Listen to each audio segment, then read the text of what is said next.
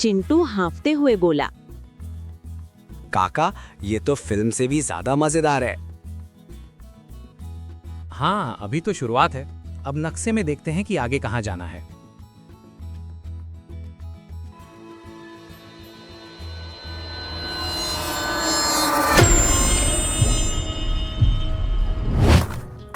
सर्दियों का मौसम शुरू हो चुका था। नवंबर का आखिरी सप्ताह था और ठंडी हवाएं सुबह सुबह हड्डियों में समा जाती थीं। कोहरे की मोटी चादर पूरे गांव पर फैल जाती, मानो प्रकृति ने सब कुछ सफेद रुई में लपेट दिया हो। ये गांव था सूरजपुर। इसी गांव में मोहन नाम का एक किसान रहता था।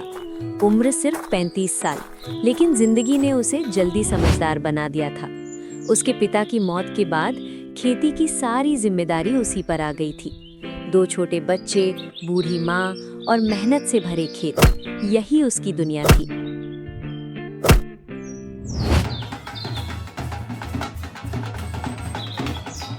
इकतीस दिसंबर की रात थी। गांव के चौपाल पर कुछ युवा ढोल बजा रहे थे। हरिदत्त अपने घर के बाहर खाट पर बैठा आसमान की तरफ देख रहा था। ठंडी हवा चल रही थी। पास खड़ी उसकी बूढ़ी माँ उससे कहती है, आज नया साल आ रहा है बेटा, कुछ अच्छा सोचो। हर साल की तरह ये साल भी निकल ही जाएगा। हरिदत्त ने हल्की मुस्कान के साथ जवाब दिया। सोच तो अच्छा ही रहा हूँ माँ, पर सोच से पेट नहीं भरता।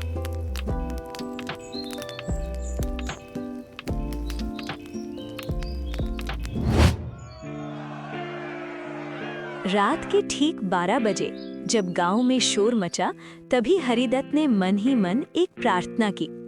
हे भगवान, इस नए साल में मुझे एक मौका दे दीजिए, बस एक।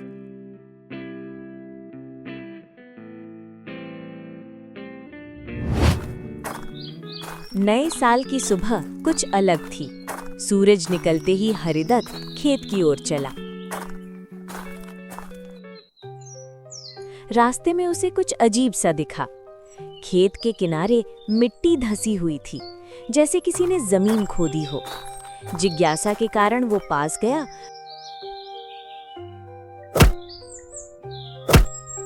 मिट्टी हटाई तो नीचे से एक पुराना लोहे का संदूक दिखाई दिया। अरे बाप रे, ये क्या है?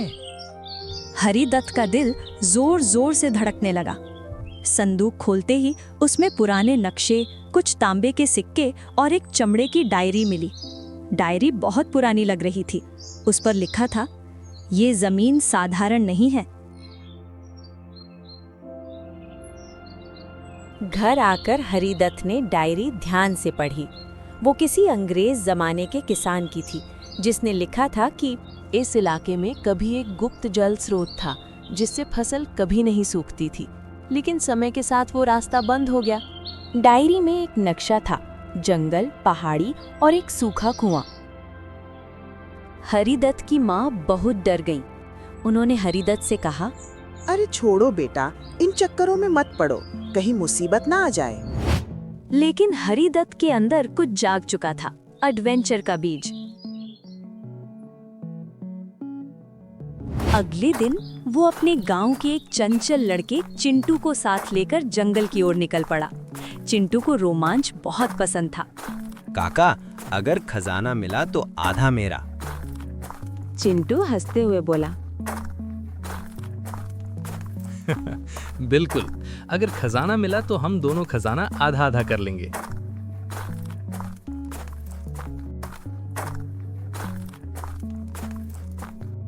जंगल घना था। जंगल में से अजीब अजीब आवाजें आ रही थी। तभी वहां एक भूखा भेड़िया घुर्राते हुए उनकी ओर आया। वे दोनों वहां से अपनी अपनी जान बचा के भागे। वे दोनों जंगल के और भी अंदर घुस गए।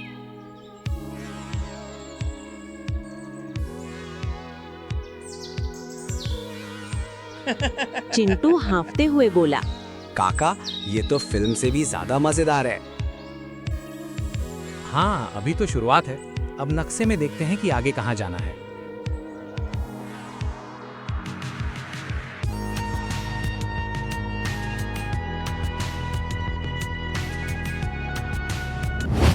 नक्शे के अनुसार वे एक सूखे कुएं तक पहुंचे।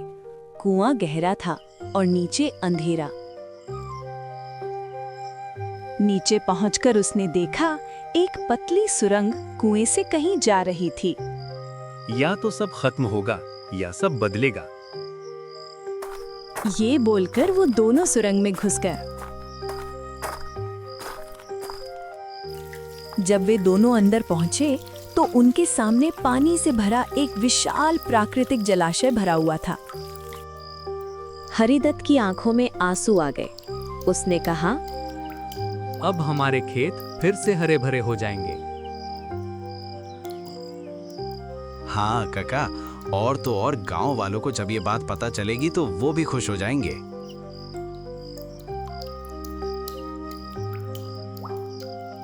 गांव वालों की मदद से उस जल स्रोत को खेतों से जोड़ा गया। कुछ ही महीनों में हरिदत्त के खेत हरे भरे हो गए।